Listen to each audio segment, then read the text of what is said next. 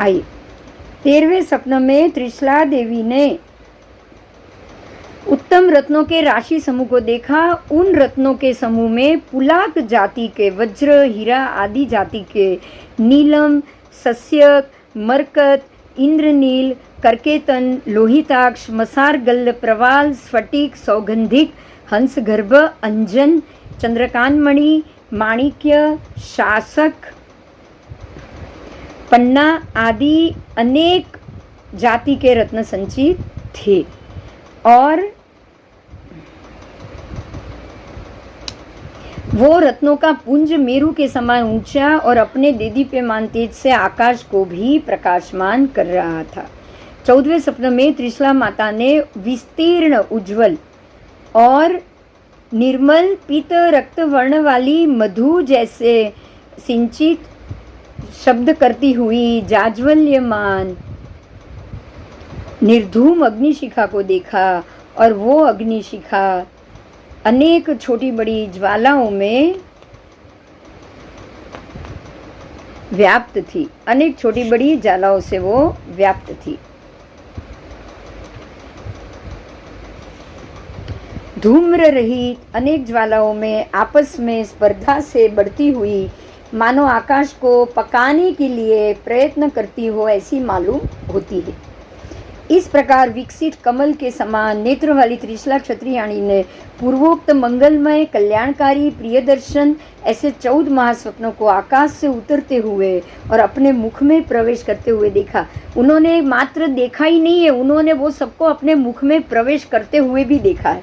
तो सारे सपने, जैसे लक्ष्मी जी वहाँ से उनके मुख में प्रवेश कर रही है और चंद्र भी आकाश से मुख में प्रवेश कर रही है। इस प्रकार पूर्वोक्त सुभग सौम्य चतुर्थ स्वप्नों को देखकर माता शैया से उठी और उस समय हर्ष के कारण उनका सर्वांग उल्लसित हो गया है। अरविंद के समान उसके लोचन विकस्वर हो गए, कमल की तरह, अरविंद यानी कमल की तरह उनके लोचन भी खुल गए, बिल्कुल खुश खुश हो गई है वो आँखों से। और सर्व शरीर की रोम राजी मारे हर्ष के विकासमान हो गए, उनके सारे शरीर के रुआड़े उठ गए। इन 14 स्वप्नों को सर्व तीर्थंकरों की माता जब तीर्थंकर का जीव गर्भ में अवतरता है उस समय अवश्य देखती है। इस कारण से त्रिशला रानी भी महावीर प्रभु के गर्भ में आने से उन 14 महास्वप्नों को देखकर शैया से जागृत हुई, हर्षित हुई। मेघ धाराओं से सिंचित कदब के पुष्प की तरह उसकी रोम राली त्रिशला रानी के उन सपनों को क्रम से याद करती है और फिर शैया से उठकर पाद पीठ से उतरकर मन वचन काया संबंधी चापल्य रहित होकर राजहंसी के समान गति से चलते हुए सिद्धार्थ राजा के पास आती है और सिद्धार्थ राजा को वल्लभ, सदैव वांछनीय, प्रेम गर्भित, मनोज्ञ, उदार, मनोरम वर्ण स्वर के उच्चारण से प्रकट, कल्याणकारी, समृद्धि कारक, धन लाभ कराने वाली, मंगलकारी, अलंकारादि शोभायुक्त हृदय को प्रसन्न करने वाली, भरतार हृदय को आह्लाददायक, कोमल मधुर रस वाली, संपूर्ण उच्चार वाली, मीत पद वर्णादि वाली, अल्प शब्द और अधिक अर्थ वाली वाणी से जगाती है। यहाँ पत्नी को पति को कैसे उठाना चाहिए, बुलाना चाहिए, बहुत ही सुंदर वर्णन है। हर एक पत्नी को इसी प्रकार से अपने पति से बातचीत भी करनी चाहिए, ठीक है, तभी ये संसार खत्म होगा। अगर यही झगड़ा, यही विसंवादिता आगे चलती रही ना दोनों के बीच में, तो संसार खत्म नहीं होगा। सिद्धार्थ राजा की आज्ञा पाकर मणि रत्न जड़ित सुवर्ण सिंहासन पर वो बैठ गई। मार्ग का परिश्रम दूर हो जाने से सर्वथा स्वस्थ चित्त होने पर त्रिशला क्षत्रियाणी मधुर वचनों से बोली, हे स्वामी, आज मैंने अर्ध जागृत अवस्था में गजादि आदि 14 स्वप्न देखे हैं। स्वामी, मुझे उन मनोहर मंगलकारी सपनों का क्या फल मिलेगा? क्षत्रियाणी के मुख से वो महाप्रशस्त सपनों को सुन के सम्यक तथा हृदय में धारण करके सिद्धार्थ राजा भी हर्षित तुष्टित होके आनंदपूर्ण हृदय से मेघ धारा से सिंचित कदम पुष्प के समान विकसित रोम राजी वाले होके उनके भी सारे रुआड़े खड़े हो गए हैं। स्वाभाविक मतिपूर्वक बुद्धि विज्ञान से उन्होंने सपनों का अर्थ निश्चित किया और उत्तम वाणी से वो राजा सिद्धार्थ त्रिशला क्षत्रियाणी से कह रहे हैं, हे देवानुप्रिय, तुमने बड़े उदार, कल्याणकारी, मंगल, धन, लक्ष्मी युक्त, दीर्घायु, आरोग्य, तुष्टि, शिव और यश प्राप्त कराने वाले स्वप्न देखे।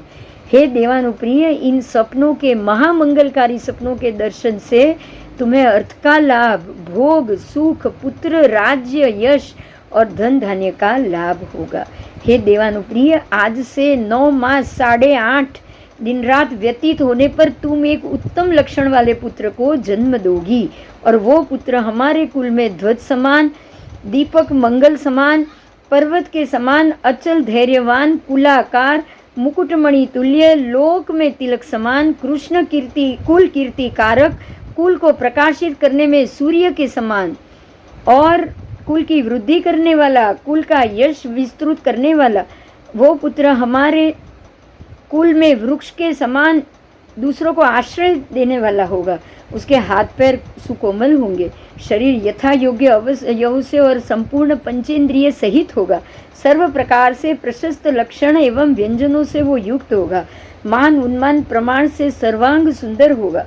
पूर्ण चंद्र के समान उसकी सौम्याकृति होगी और वो सबको देखने में प्रिय लगेगा, क्योंकि सबसे अधिक उसका रूप सौंदर्य होगा। पुत्र जब बाल्यावस्था को त्याग के यौवन अवस्था के सन्मुख होगा, तब वो परिपक्व विज्ञानवान होगा। तब वो बड़ा शूरवीर, अंगीकृत कार्य को निभाने में समर्थ, संग्राम करने में, पर राष्ट्र पर आक्रमण करने में बड़ा पराक्रमी होगा। विपुल बल वाहन वाला तथा राजाओं का भी राजा, महान सम्राट होगा। इसलिए हे देवानुप्रिय, तुमने बड़े ही उत्तम सपने देखे हैं। क्षत्रियाणी त्रिशला भी बहुत ही हर्षित, तुष्टित, पूर्ण हृदय वाली हुई। 2 हाथ जोड़ मस्तक पर अंजलि करके विनय पूर्वक वचनों से बोली, हे स्वामीन, आपका वचन सत्य है। जो आपने फरमाया वो सर्वथा यथार्थ है। मैं आपके वचन किए अर्थ को निसंदेह होकर संशय रहित स्वीकार करती हूँ।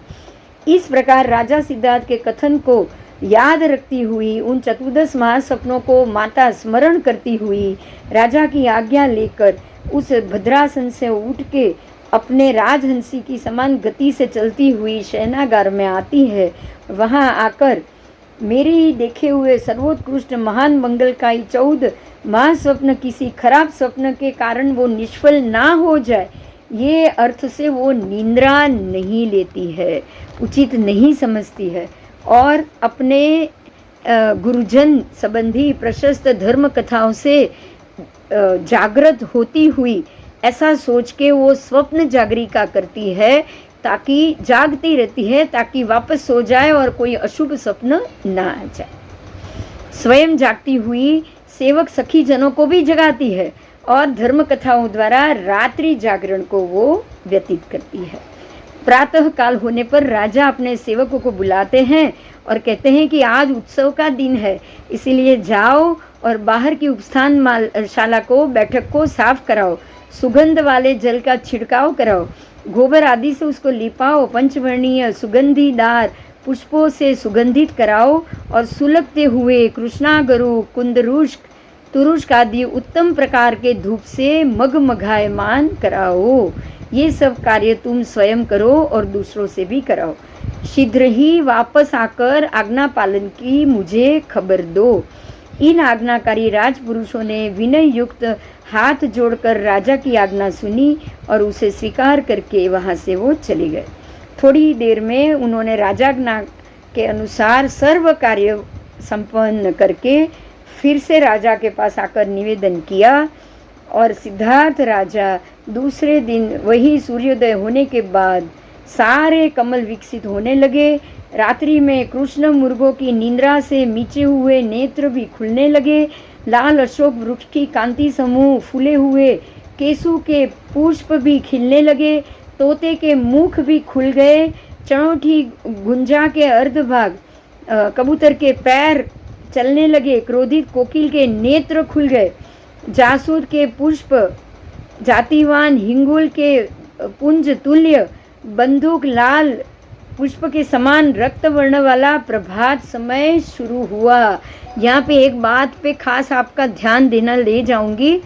क्रोधित कोकिल के नेत्र। एक बात ध्यान से सुनिएगा, आप जब भी कोयल या कोकिल जब बोलते हैं ना, जब आपको पता होगा, जब आंबे की सुगंध मोहर लगती है, आंबा पे मोहर लगेगी, जैसे ही मोहर लगेगी उसकी सुगंध से कोकिल या कोयल व्याकुल हो जाते हैं और क्रोधित होके कुहू कुहू चिल्लाते हैं। आप ध्यान से सुनोगे, उनकी कूक में है ना क्रोध है, इसलिए यहाँ क्रोधित कोकिल के नेत्र कहे गए। अब ये तो आगम पाठ है, आगम ने ही कोकिल को क्रोधित कह दिया। जैसे ही सुबह हो जाती है, उनके कोकिल के क्रोधित नेत्र खुल जाते हैं।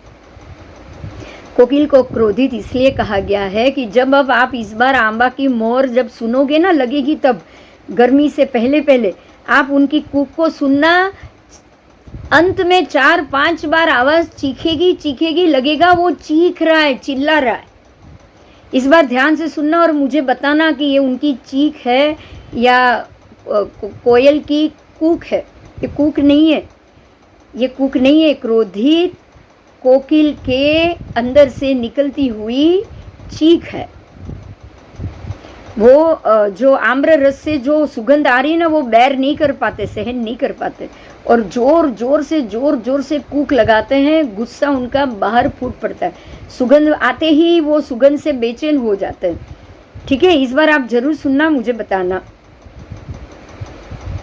जगत भर में कुमकुम समान लालिमा छा गई है, दिशाएं प्रकाशवान हो गई है, जाज्वल्यमान सूर्य की हजारों किरणों से अंधकार दूर हुआ। उस वक्त सिद्धार्थ राजा अपनी शैया से उठे, व्यायामशाला में गए, अनेक प्रकार से मल्ल युद्ध आदि व्यायाम करके जब राजा श्रमित हो गए, तब अनेक विध व्यायाम करने के कारण थक गए, तो 100 औषधियों से बनाए हुए 100 द्रव्य खर्चने से पैदा हुए शतपाक तेल, नाम ही शतपाक तेल है, 100 औषधि में बनाया गया ये तेल होता है। वो 1000 औषधियों या 1000 मूल्य लगने से उत्पन्न हुए सहस्त्र पाक तेल, शतपाक तेल, सहस्त्र पाक तेल, दोनों प्रकार के तेल से अपने शरीर में मर्दन कराने लगे। ये मर्दन अत्यंत गुणकारी, रस रुधिर धातुओं की वृद्धि करने वाला, क्षुधा अग्नि को दीप्त करने वाला, बल मांस उन्माद को बढ़ाने वाला, कामोद्दीपक, पुष्टिकारक, सर्व इंद्रियों को सुखदायक था। वे मर्दन करने वाले भी संपूर्ण उंगलियां सहित सुकुमार, हाथ पैर वाले, मर्दन करने में प्रवीण, अन्य मर्दन करने वालों में से वो ज़्यादा विशेषज्ञ, बुद्धिमान, परिश्रम को जीतने वाले, मनुष्य के अस्थि, मांस, त्वचा, रोम आदि चारों को सुखदायक हो ऐसा मर्दन करने वाले। ऐसा करने के बाद सिद्धार्थ राजा वहाँ से निकलकर मोतियों से व्याप्त ऐसे गवाक्ष में अनेक प्रकार से चंद्रकांतार आदि वैदुर्य रत्नों से जड़े हुए आंगन वाले मज्जन घर में प्रवेश करते हैं। अब वो मज्जन घर में आए हैं। मज्जन घर में आकर नाना प्रकार के मणि रत्न जड़ित सिंहासन, स्नान पीठ पर वो बैठते हैं और यहाँ अनेक पुष्पों के रस से सहित चंदन, कर्पूर, कस्तूरी युक्त पवित्र निर्मल कवोष्ण जल से कल्याणकारक स्नान विधि से वो स्नान करते हैं। तदनंतर उसने पद्मयुक्त सुकुमार, केसर, चंदन, कस्तूरी आदि सुगंधित द्रव्यों से वासित वस्त्र से शरीर को पोंछा जाता है। फिर प्रोच्छन्न वस्त्र धारण करते हैं, मतलब उसके बाद का जो पहनने का होता है प्रोच्छन्न, पोंछने के बाद का। फिर गोशीर चंदन का विलेपन होता है, पवित्र पुष्पमालाएं पहनते हैं, केसर आदि का तिलक लगाया जाता है, रत्न सुवर्ण के बने हुए आभूषण पहने जाते हैं। 18 9 3 और 1 लड़ी के हार गले में, पहले 18 फिर 9 लड़ी फिर 3 लड़ी और फिर 1 लड़ी का हार गले में धारण करते हैं।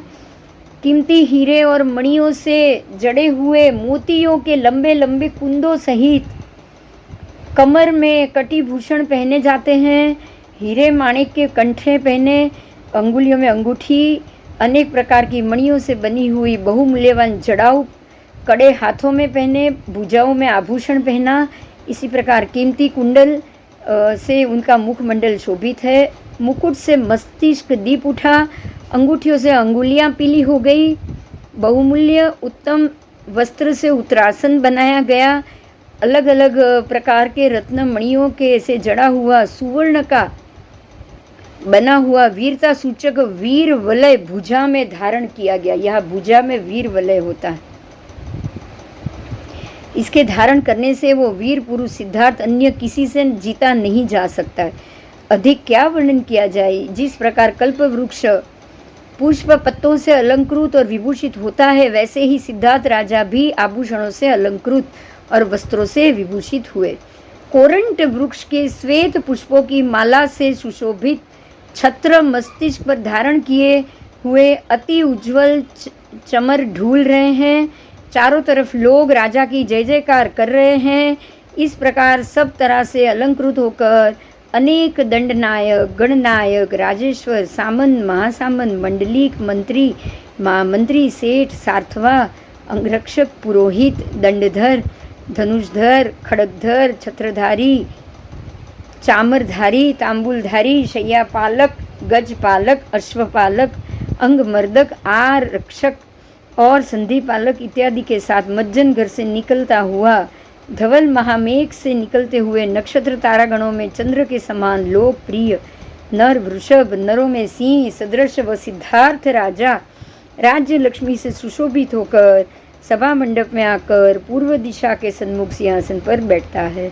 वहीं पर ईशान कोण में वस्त्र से ढके हुए सरसों के उपचार से मंगलिक किए हुए 8 भद्रासन रखवाए और रत्न जड़ित बहुमूल्यवान दर्शनीय प्रधान पचय से बना हुआ अत्यंत स्निग्ध कोमल उत्तम वस्त्र का एक पर्दा ऐसे स्थान पर बंधवाया जो राजा के सिंहासन से अति दूर भी ना था और ना अति नजदीक था। वह पर्दा जिसे पवनिका का कन्नाद भी कहते हैं, मृग, वृक, रोज, वृषभ, मनुष्य, मगरमच्छ, पक्षी, सर्प, किन्नर, कस्तूरिया मृग, अष्टापद, सिंह, चमरी, गाय, हाथी, वनलता, पद्मलता इत्यादिकों के चित्रों से ये सुशोभित था। उस पर्दे के अंदर त्रिशला रानी के बैठने के लिए मणिरत्न जड़ित कोमल अंग को सुखकारी स्पर्श वाले मखमल के बने हुए और ऊपर से श्वेत वस्त्र से आच्छादित एक भद्रासन को रखवाया और उस भद्रासन पर त्रिशला रानी विराजमान हुए। स्वप्न पाठकों का राज्यसभा में आगमन हुआ। सिद्धार्थ राजा ने कौटुंबिक पुरुषों को यानी कि अपना आज्ञाकारी राजपुरुषों को बुलाया और उनसे कहा कि हे देवानुप्रिय, तुम शीघ्र जाओ और अष्टांग निमित्त शास्त्र के सूत्रार्थ को जानने वाले स्वप्न पाठकों को बुलाकर लाओ। अब ज्योतिष शास्त्र के 8 अंग यहाँ बताए गए हैं। अंगम स्वप्नम स्वरम चैवम भौमम व्यंजन लक्षणे उत्पातम अंतरिक्षम च निमित्तम स्मृतमष्टध्या। अंग के स्फुरण का परिज्ञान वो है अंग शास्त्र। उत्तम, मध्यम और जघन्य स्वप्नों के अर्थ वो है स्वप्न शास्त्र। दुर्गादि पशु पक्षियों के स्वर का बोध वो है स्वर ज्ञान शास्त्र। भूकंप आदि पृथ्वी संबंधी परिज्ञान वो है भौम शास्त्र। शरीर में जो मसे तिलादि व्यंजन होते हैं वो है व्यंजन शास्त्र। तत्स संबंधी ज्ञान, हाथ पैरों की रेखाएं संबंधी सामुद्रिक लक्षण ज्ञान वो है लक्षण शास्त्र। 7वां उत्पात शास्त्र यानी कि जो उल्कापात तारादि टूटने का जो परिज्ञान है वो हुआ उत्पात शास्त्र। और 8वां है अंतरिक्ष शास्त्र यानी कि जो ग्रहों के उदय अस्त शुभ घटनाओं का परिज्ञान। इन अष्टांग निमित्तों के पारगामी विविध शास्त्रों में निपुण स्वप्न लक्षक पाठकों को राजा ने बुलाने की आज्ञा दी और इस आज्ञा को सुनकर वे कौटुंबिक पुरुष हर्षित संतुष्टित होकर विनीत भाव से राजा की आज्ञा को शिरोधार्य करके क्षत्रिय कुंड नगर के मध्यम भाग से निकल के वो स्वप्न पाठक लक्षणों के घर जाते हैं और वहाँ जाकर स्वप्न लक्षण पाठकों से कहते हैं कि हे देवानुप्रिय आप। चलो हो गया, बहुत अच्छा मालूम पड़ गया। रखूँ ना चालू? हाँ हाँ।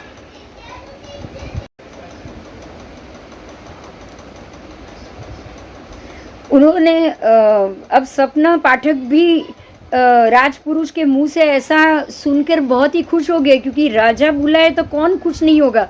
और ये तो ज्योतिष, ये तो ब्राह्मण और स्वप्न पाठक है, तो बहुत ही निमित्तक है, बहुत ही खुश हो गए और जय मंगल करते हुए हर्षित और संतुष्टित होकर स्नान देव पूजा करके निर्मल वस्त्र पहनकर मस्तक पर तिलक लगा के सर्पव दूब और अक्षत आदि मांगलिक वस्तुएं उन्होंने धारण की और दुस्वप्न को निवारण करने के लिए उन्होंने अपना खुद का ही मंगल किया और राज्यसभा में प्रवेश करने योग्य स्वर्ण और बहुमूल्य आभूषण उन्होंने धारण किए। और क्षत्रिय कुल नगर के मध्य से होके सबके सब जो स्वप्न पाठक थे वो राज्यसभा के द्वार पर एकत्रित हुए। वहाँ पर सबने मिलकर अपने में से किसी एक को अग्रसर बनाया, क्योंकि उनको भी किसी की टीम बनानी चाहिए। सब साथ में मिलकर जवाब देते हैं, ये भी हमें पता चलेगा धीरे धीरे। और सब उनके अनुयायी बने। ध्यान से सुनिएगा, जब ज़्यादा लोग हो ना तब सबको है ना किसी एक को लीडर बनाना चाहिए और सब मशवरा करने के बाद एक को ही कहना चाहिए कि आप आगे बढ़ो। जैसे आज आप पता है कि आज पूरे राज्य में व्यवस्था में एक ही लीडर है, प्रधानमंत्री, और बाकी उनकी टीम इकट्ठी होकर निर्णय लेती है।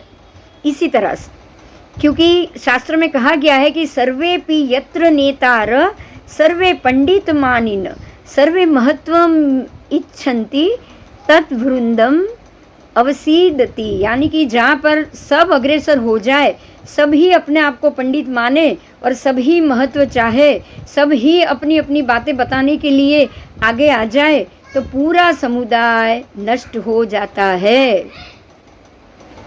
इसलिए यहाँ पे एक दृष्टांत दिया है। एक समय परदेश से ये 500 सुभट एक साथ नौकरी के लिए एक राज्यसभा में आए।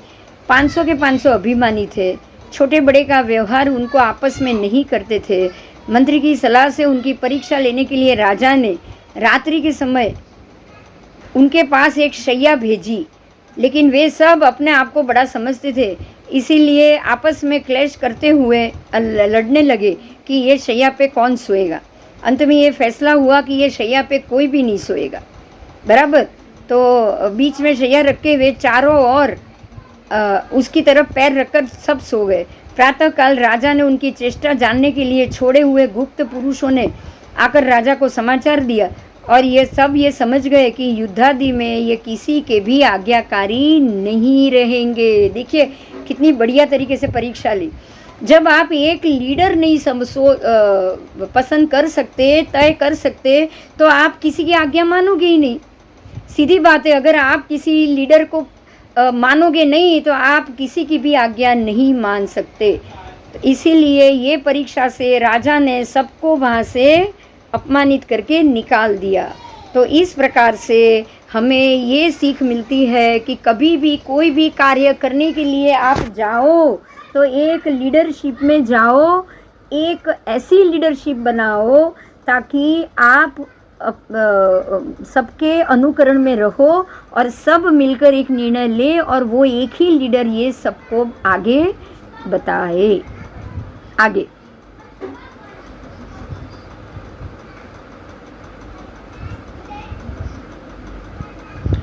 सब आए, विजय से राजा को बधाई दी, आशीर्वाद दिया।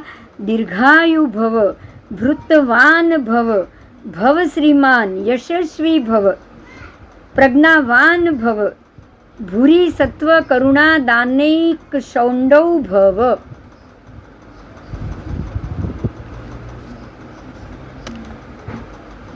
आओ।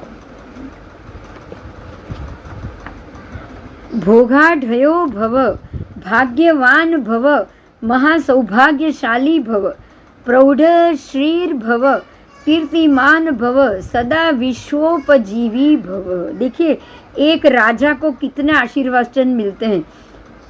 आपको भी अपने लोगों को ऐसे ही दिल से आशीर्वाद देने चाहिए। आप बड़े हो तो छोटों को ऐसे ही दिल से आशीर्वाद दो। ये तो मैं आपको संस्कृत में बोली, अब मैं इसका अर्थ बता रही हूँ और मैं पूरा कैसे बोल रही हूँ, आप इसको ध्यान से सुनना और बराबर ऐसे ही लोगों को आशीर्वाद देना। हे राजन, आप दीर्घायु होवे, वृत्तवान, यम नियम आदि व्रत धारण करने वाले होवे, आप लक्ष्मीवान होवे, यशस्वी होवे, बुद्धिमान होवे, बहुत से प्राणियों की रक्षा करने वाले होवे, महादानी होवे, भोग संपदा वाले होवे, भाग्यवान होवे, सौभाग्यशाली होवे, उत्कृष्ट लक्ष्मीवान होवे, यश कीर्तिमान हुए, सदा काल विश्व के समस्त प्राणियों के पालन पोषण करने वाले हुए। इस प्रकार से आशीर्वचन में उन्होंने एक श्लोक भी कहा, कल्याणमस्तु शिवम अस्तु धनागम अस्तु दीर्घायु अस्तु सुत जन्म समृद्धि ही अस्तु वैरी क्षयो अस्तु नरनाथ सदा जयो अस्तु युष्मत् कुले च सततम जीन भक्ति ही अस्तु। हे राजन, हे नरनाथ, आपका कल्याण हो, आपका श्रेय हो, आपके घर धन आगमन हो, आप दीर्घ आयु वाले हो, आपके घर पुत्र का जन्म हो, आप सौभाग्यशाली हो, आपके दुश्मन का नाश हो, आप सदा काल जयवान रहे, आपके कुल में निरंतर जिनेश्वर देव की शक भक्ति कायम रहे। आज अभी ये तीसरा व्याख्यान भी पूरा हुआ। हमें ऐसे ही आशीर्वचन सबको देने चाहिए। अब चौथा व्याख्यान शुरू होगा। फिर सिद्धार्थ राजा ने उन स्वप्न पाठकों को उनके गुणों की स्तुति करके नमस्कार किया, पुष्पादि से उन्हें पूजा, फल, वस्त्रादि से के दान से उनका आदर किया और खड़ा होने आदि से उनका वो खड़े हुए, हाथ जोड़कर उनका सम्मान किया। देखिए, ऐसे ब्राह्मणों को या स्वप्न पाठकों को या ज्योतिषों को किस प्रकार से सम्मान देना चाहिए ये यहाँ बताया गया है। पहले उनको पूजा, फल, वस्त्रादि और दान से सत्कार किया, फिर खड़े होके मान सम्मान देकर सत्कार किया, ठीक है। और वो सब पहले के बिछाए हुए आसनों पर वो बैठ गए। उसके बाद सिद्धार्थ राजा और त्रिशला क्षत्रियाणी जो पर्दे में थे, उन्होंने उनको पुष्प और नारियल तथा फलों से उनके हाथ में देकर उनको, क्योंकि खाली हाथ देव गुरु और राजा विशेष करके निमित्तकों के सन्मुख कभी नहीं जाना चाहिए।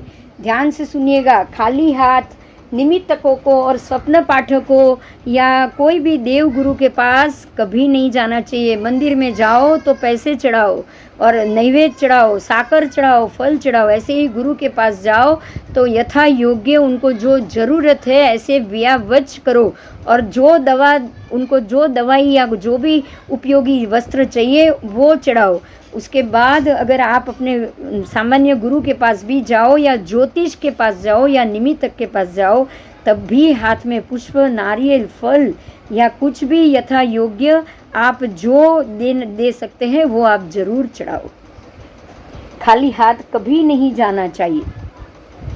आज क्षत्रियाणी स्वप्न पाठकों को विशेष प्रकार से विनय दिया और फिर राजा ने अपना आसन पर बैठकर कहा, हे देवानुप्रिय, आज त्रिशला क्षत्रियाणी ने अपनी शैया में सोते जागते ऐसे अल्प निद्रावस्था में गज, वृषभ आदि 14 श्रेष्ठ स्वप्नों को देखा और वो देखकर जागी है। तो हे देवानुप्रिय, उन 14 श्रेष्ठ सपनों का फल जो मैं विचार रहा हूँ, ऐसे कल्याणकारी और वृत्ति विशेष फल देने वाले होंगे क्या? आप हमें बताइए। मैंने तो ऐसा सोचा है, मगर मैं आपसे ये जानना चाहता हूँ। इस प्रकार से राजा ने स्वप्न पाठक को वो 14 स्वप्न बताए और सिद्धार्थ राजा से उन सपनों को सुनकर, जानकर, हर्षित होकर, संतुष्ट को प्राप्त करके बिल्कुल हर्ष से पूर्ण हृदय वाले वो स्वप्न पाठक हो गए और उन्होंने उन सपनों को अच्छी तरह से अपने मन में धारण किया। मन में धारण करने के बाद उन सपनों का वो अर्थ विचारने लगे। उन्होंने बताया, अर्थ विचार करके, परस्पर विचार करके उन्होंने ये बताया, अपनी बुद्धि से अर्थ को जाना और बताया कि शंका वाली बातों को उन्होंने आपस में पूछताछ किया। देखिए, ध्यान से सुनिए, सब ने वापस अंदर पूछताछ की और कुछ तय किया। अगर किसी को शंका हुई तो उसका भी निराकरण किया और सबने मिलकर एक मत निश्चित किया और निश्चित करके सिद्धार्थ राजा के पास स्वप्न शास्त्रों को उच्चारण करते हुए उनमें से जो लीडर था वो ये बताने लगा, हे राजन, अनुभव किया हुआ, सुना हुआ, देखा हुआ, प्रकृति के विकार से उत्पन्न हुआ, धर्म कार्य के प्रभाव से उत्पन्न हुआ, पाप के उदय से उत्पन्न हुआ, चिंता की परंपरा से उत्पन्न हुआ, देवता के उपदेश से उत्पन्न हुआ और स्वाभाविक रूप से उत्पन्न हुआ। इस प्रकार से मनुष्यों को 9 तरह के से स्वप्न आते हैं। कितने प्रकार से? 9 प्रकार से।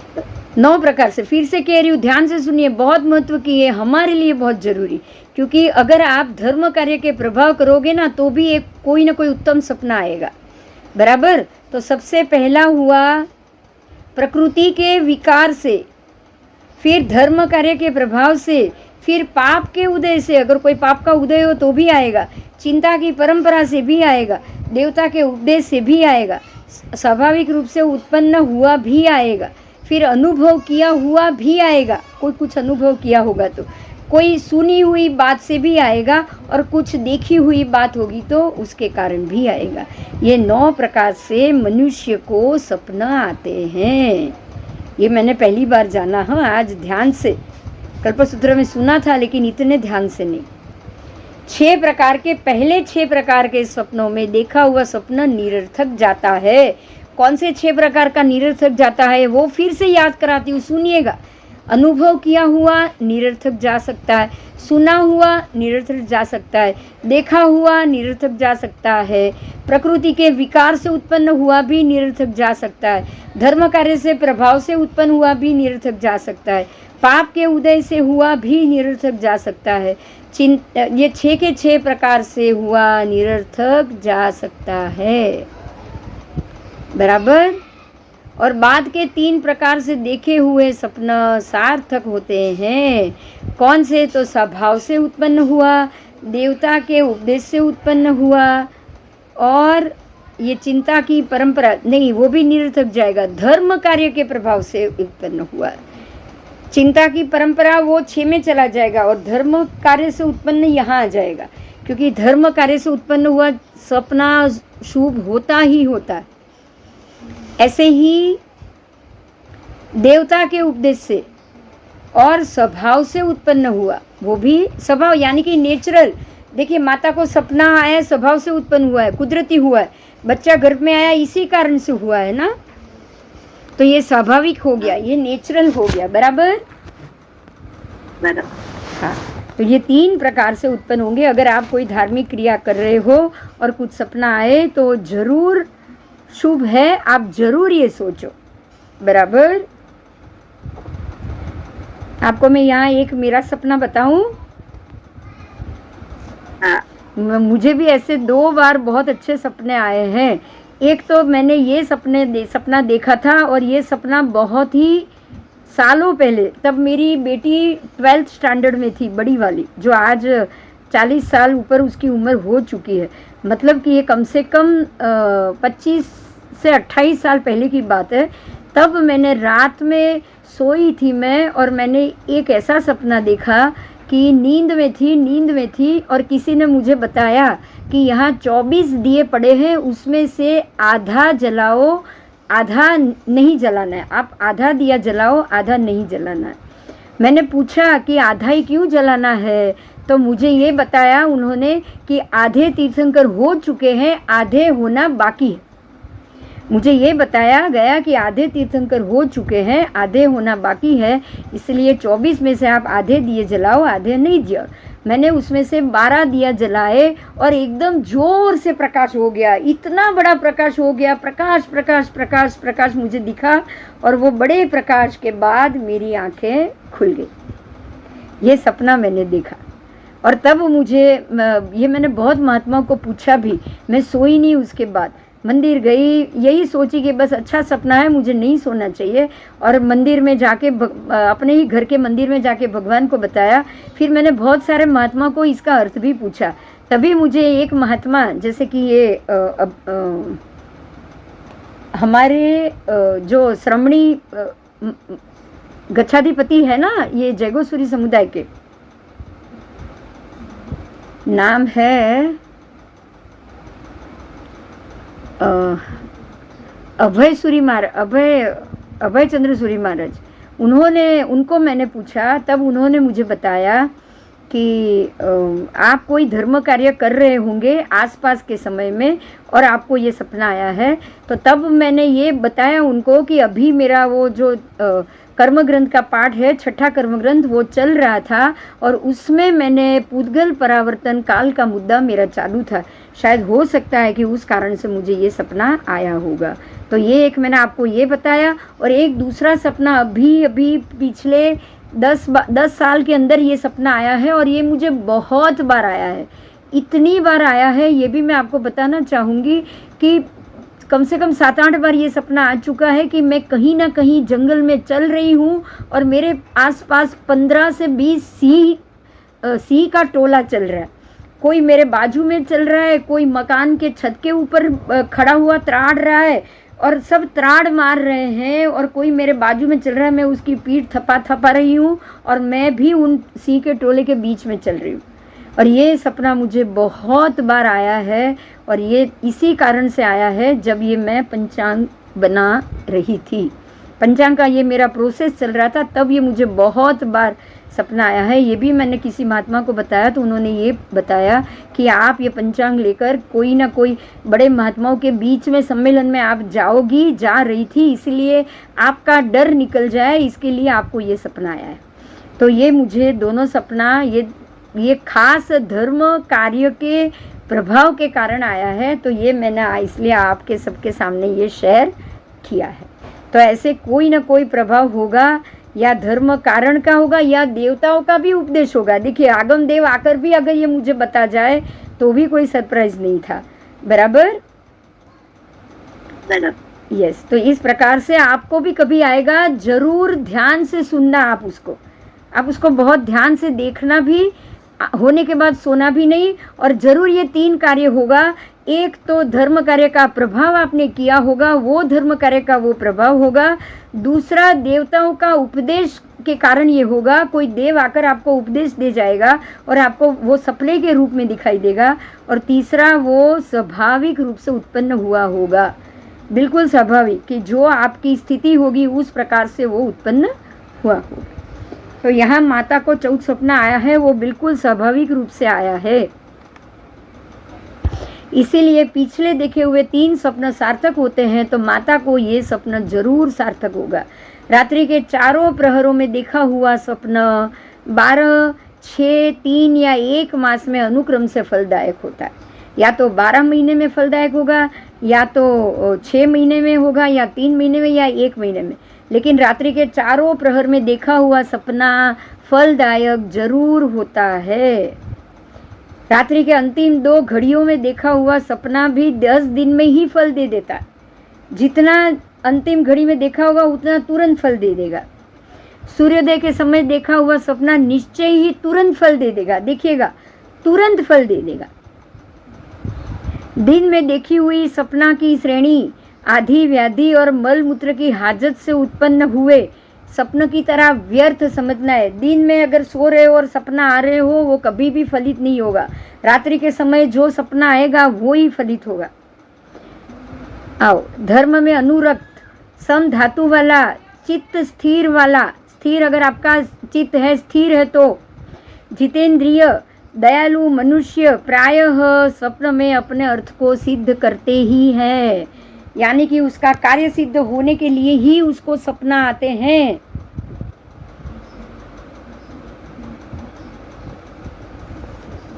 यदि खराब सपना देखा हो तो किसी को भी नहीं बताना चाहिए।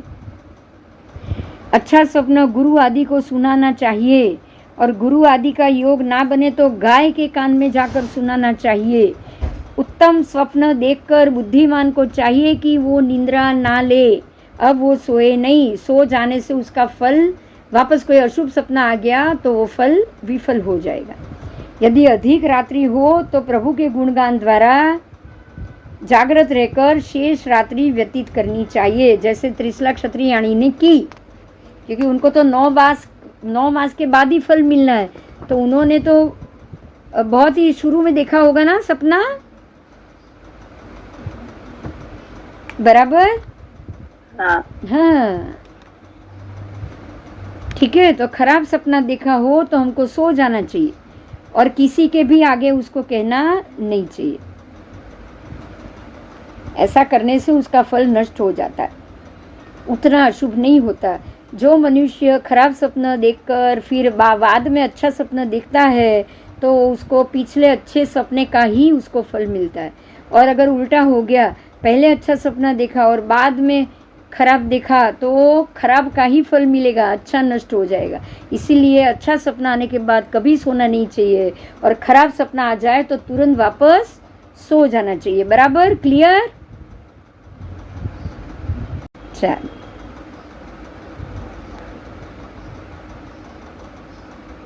स्वप्न में मनुष्य हाथी, घोड़ा, सिंह, वृषभ, सिंहनी से युक्त और अपने आप को रथ में बैठा हुआ देखा जाता है तो वो राजा होता है। मतलब अगर मैंने सिंह देखा है, सिंह के बीच में मैं चल रही हूँ तो मैं अपने काम में जीतूंगी जरूर। बराबर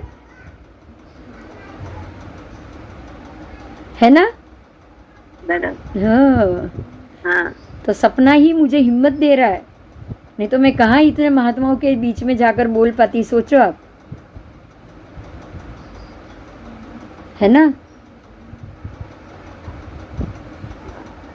सपने में घोड़ा, हाथी, वाहन, आसन, घर और निर्वसन यानी कि वस्त्र आदि का अपहरण देखेगा। अगर ये अपहरण हो गया तो राजा की ओर से शंकित, भय, शोक करने वाला, बंधुओं का विरोध करने वाला और धन की हानि करने वाला होता है। मतलब घोड़ा, हाथी सब मिलना चाहिए, मिलेगा तो आप धन वैभव वाला बनोगे। और ये चोरी हो गया, कोई अपहरण कर गया तो नुकसान होगा। आओ, मनुष्य सपना में सूर्य और चंद्र के बिंब को संपूर्ण रूप से निगल जाए तो वो दरिद्र होते हुए सुवर्ण और अगर वो दरिद्र होगा ना तो भी वो सुवर्ण और समुद्र सहित पृथ्वी का मालिक बनेगा। आप सोचो, अगर सूर्य चंद्र आप उसको गल जाओ, आप उसको आहार कर लो, अपने अंदर समा लो तो आप संपूर्ण पृथ्वी के राजा बनोगे।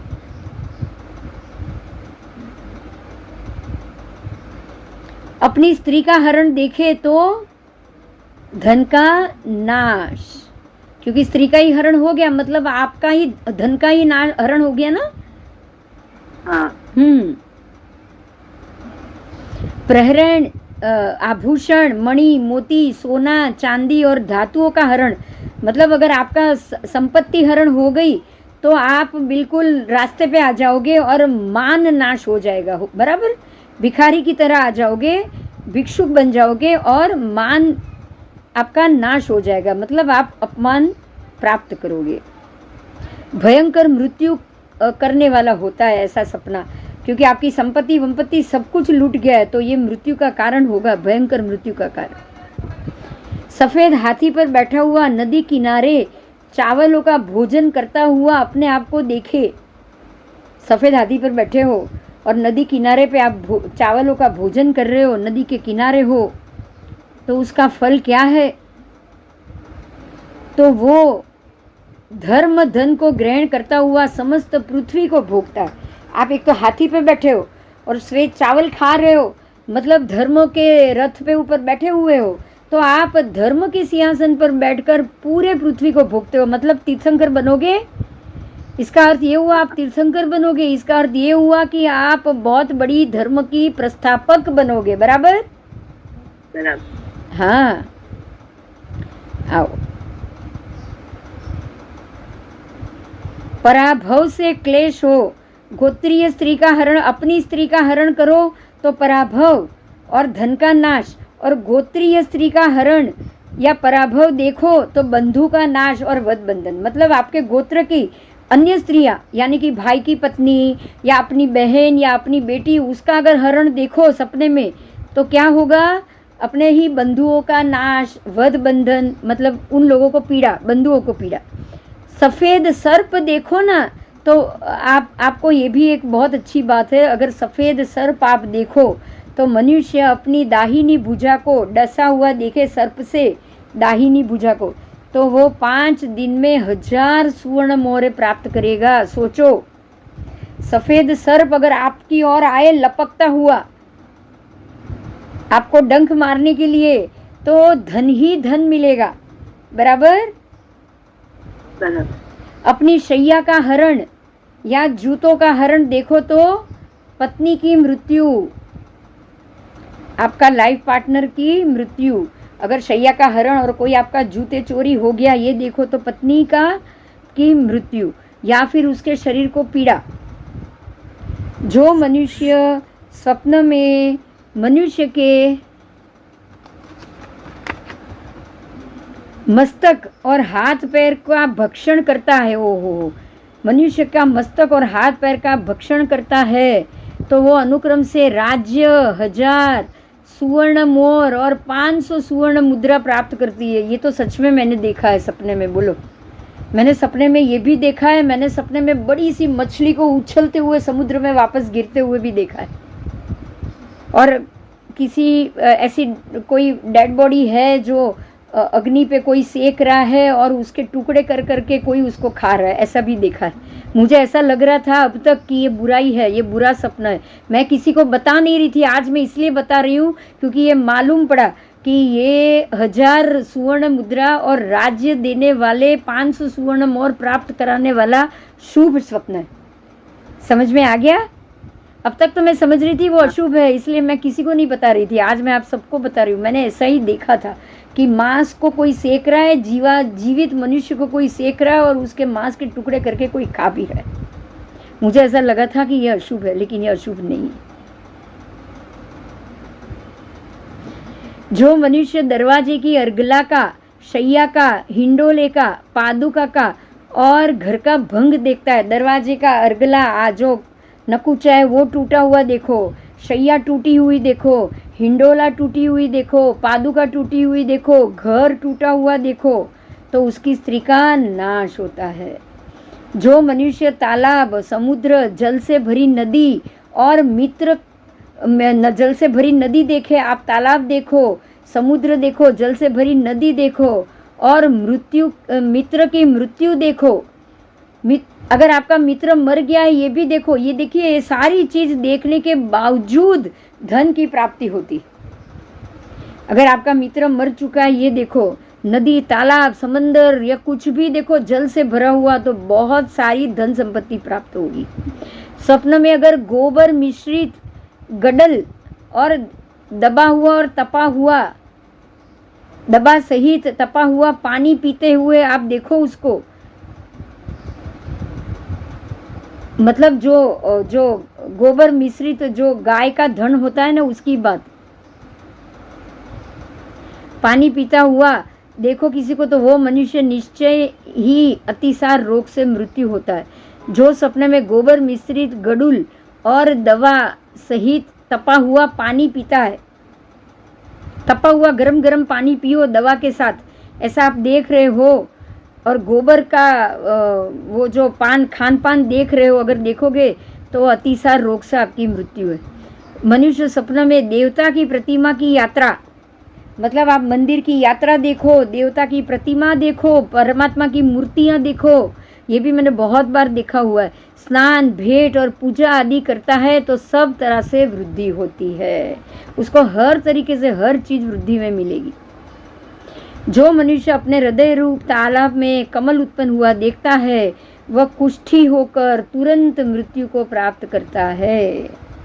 अपने हृदय रूप तालाब में कमल उत्पन्न हुए दिखेगा, अपने हृदय के अंदर तालाब में कमल दिखेगा, उसकी तुरंत मृत्यु है, रोगिष्ट होकर मृत्यु है। इसका कारण है कि आपने हृदय के तालाब में देखा है ना ये, जबकि आपको शरीर को इतना सुशोभित नहीं बनाना है। बराबर। इसीलिए जो मनुष्य सपना में मनोहर घी प्राप्त करता है, सुगंधीदार घी मिला उसको, सुगंध वाला ऐसा मनोहर, वो निर्मल यश लेगा, क्योंकि घी बहुत शुकनयार, घी का शुकन बहुत अच्छा होता है। क्षीरान्न के साथ घी का खाना देखे, अब घी तो देख रहा है लेकिन साथ में खीर बनी हुई देखे, बराबर, चावल और दही या दूध की खीर बनी हुई देखे, तो वो भी बिल्कुल प्रशस्त फल देगा। उसके बाद स्वप्न में वो हंस रहा है, वो देखे कि मैं सपना में बहुत हंस रहा हूँ, तो वो जरूर शोक प्राप्त करेगा। अगर वो सपने में नाच रहा है तो वो खुश होके नाच रहा है, तो समझ लो कि इसको जरूर बंधन प्राप्त होगा। क्लेश प्राप्त होगा। गाय, घोड़ा, राजा, हाथी और देव के सिवा सभी काले रंग के स्वप्न खराब समझने चाहिए। मतलब कि अगर गाय काली है चलेगा, घोड़ा काला देखा चलेगा, राजा देखा चलेगा, हाथी काला देखा चलेगा और देव देखा तो भी, बाकी के सारे काले रंग के स्वप्न अशुभ है। कपास और नमक के सिवा सफेद रंग के स्वप्न भी श्रेष्ठ समझने हैं। कपास और नमक, नमक और कपास के अलावा बाकी सारे जितने भी सपना आए सफेद रंग के वो सारे शुभ है। नमक का सपना शुभ नहीं है और कपास का सपना भी शुभ नहीं है। जो सपना शुभ या अशुभ अपने लिए देखा हो तो उसका शुभाशुभ फल अपने लिए, और अगर दूसरे के लिए हमने ये देखा हो तो उसका शुभाशुभ फल दूसरे के लिए होता है। यदि खराब सपना हो तो देव गुरु का पूजन करना ही उचित है और यथाशक्ति तप दान करना ही उचित है। अगर खराब सपना देखोगे तो देव गुरु की पूजा करो और यथाशक्ति तप दान करो। और जिसके कारण से ऐसे धर्म प्रभाव से कुसपना भी सुसपना का फल दे सकता है। इस तरह से हे देवानुप्रिय, हे सिद्धार्थ राजन, हमारे स्वप्न शास्त्र में 42 स्वप्न साधारण फल देने वाले हैं और 30 महास्वप्न उत्तम फल देने वाले बताए गए हैं। इस प्रकार सब मिलाकर 72 स्वप्न कहे गए। उनमें भी हे देवानुप्रिय, अरियंत की माता और चक्रवर्ती की माता, अरियंत या चक्रवर्ती के गर्भ में आने पर इन 30 महास्वप्नों में से 14 महास्वप्न देखकर जागृत होती है। वो 14 महास्वप्न गज वृषभ आदि जो आप त्रिशला माता ने देखे हुए हैं। वासुदेव की माता वासुदेव के गर्भ में आने पर इन्हीं 14 महास्वप्नों में से केवल 7 स्वप्न देखती है और मांडलिक की माता मंडलिक के राजा के गर्भ में आने पर इन्हीं 14 महास्वप्नों में से केवल एक महास्वप्न देखती है। इसलिए हे देवानुप्रिय, त्रिशला क्षत्रियाणी ने जो 14 प्रशस्त महास्वप्न देखे हैं तो उसका आपको अर्थ का लाभ, भोग का लाभ, पुत्र का लाभ, सुख का लाभ और राज्य का लाभ अवश्य होगा। इस तरह हे देवानुप्रिय, त्रिशला क्षत्रियाणी 9 मास पूर्ण होने पर 7.5 रात्रि दिन व्यतीत होने पर आपके कुल में ध्वज समान, दीपक समान, मुकुट समान, पर्वत समान, तिलक समान, कुल की कीर्ति करने वाला, कुल का निर्वाह करने वाला, कुल में सूर्य समान, कुल में आधार रूप, कुल का यश करने वाला, कुल के वृक्ष के समान, कुल की परंपरा को बढ़ाने वाला, सुकोमल हाथ पैर के तलियों वाला, परिपूर्ण पंचेंद्रिय युक्त शरीर वाला, लक्षण और व्यंजनों से के गुणों से युक्त, मान उन्मान के प्रमाण से परिपूर्ण और अच्छी तरह प्रकट हुए अवयवों से सुंदर अंग वाला, चंद्र समान मनोहर आकृति वाला, प्रिय प्रियदर्शनी और सुंदर रूप वाला ऐसे पुत्र को जन्म देगी। और वो पुत्र बाल्यावस्था को त्याग कर परिपक्व विज्ञान वाला होकर यौवनावस्था के प्राप्त होने पर दानादि देने में शूर, संग्राम में वीर, पर राज्य पर आक्रमण करने में समर्थ, अधिक विस्तार युक्त, सेना तथा वाहन वाला और चारों दिशाओं का स्वामी, चक्रवर्ती, राज्यपति, राजा होगा या 3 लोक का नायक, धर्म श्रेष्ठ, 4 गति का नाश करने वाला धर्म चक्रवर्ती जिनेश्वर होगा। बस अभी सुबह कल करेंगे। हाँ सर। हाँ जी, जय जिनेन्द्र, जय जी।